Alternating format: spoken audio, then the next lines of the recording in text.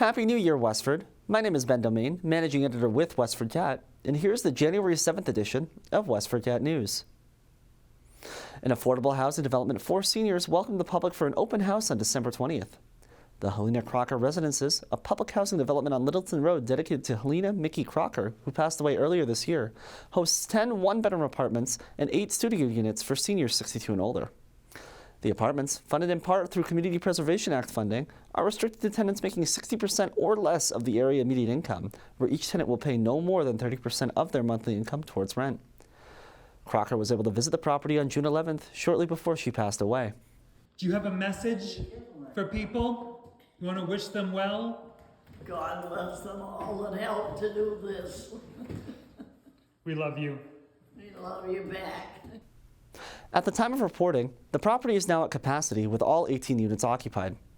According to David Hedison, Executive Director of the Chelmsford Housing Authority, the property has already housed 8 seniors who were formerly homeless.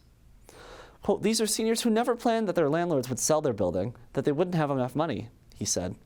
"This is our way of remembering Mickey in a quiet, generous, and kind way."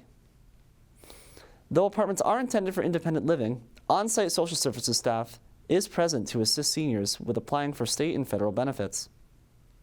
Quote, "The goal is to keep them safely housed for as long as we can," Margaret Layton, Social Services and Community Relations Manager with the Chelmsford Housing Authority, told WestfordCAT. "It's very rewarding work, and it's nice to get to know everybody."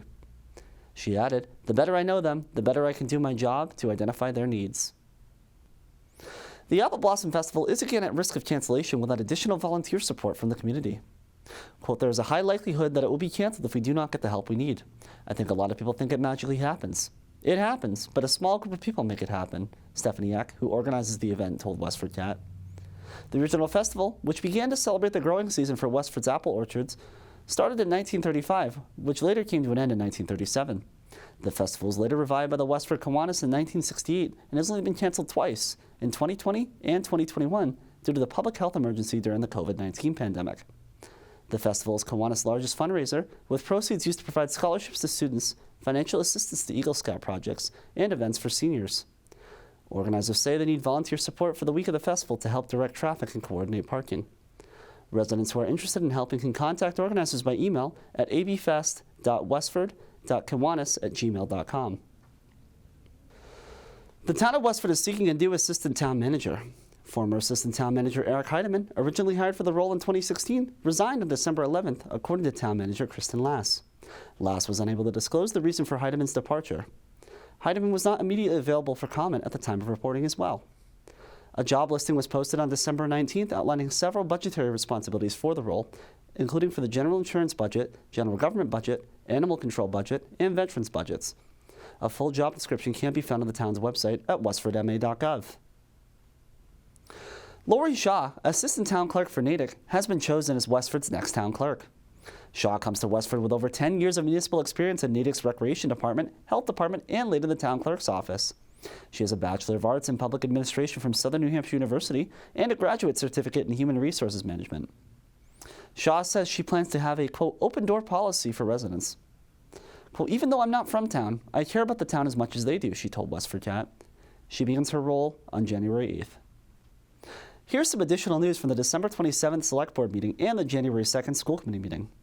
Approximately $41,000 has been returned to the town's ARPA budget. Repairs for the Westford Academy denitrification tank were approximately $114,000 under budget. $75,000 of this allocation will be retained by the Water Department to target other critical repairs. Red Hat will not renew its lease and close its office in Westford on May 31st, 2025. A reason was not given at the time of reporting.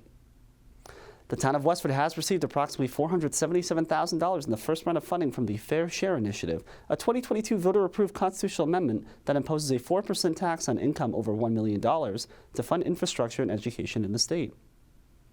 The school committee opened and closed the public hearing for the FY25 budget. The committee is scheduled to vote on its budget during its January 16th meeting. However, this date is still tentative. The Finance Committee, School Committee, and Select Board are scheduled to meet on January 18th and February 1st to discuss the FY25 budget. Additionally, the School Committee will discuss the FY25 budget in several meetings, including with the League of Women Voters at 7:30 p.m. on January 24th at the WestfordCAT studio, on January 26th at noon at the Cameron Senior Center, and on February 1st with the Friends of the J.V. Fletcher Library at 4:30 p.m. on Zoom. Additional meetings are scheduled with the Westford Rotary, CPAC, and WEPTO at later dates. That's all for this week. I'm Ben Domain, and you're watching WestfordCAT News.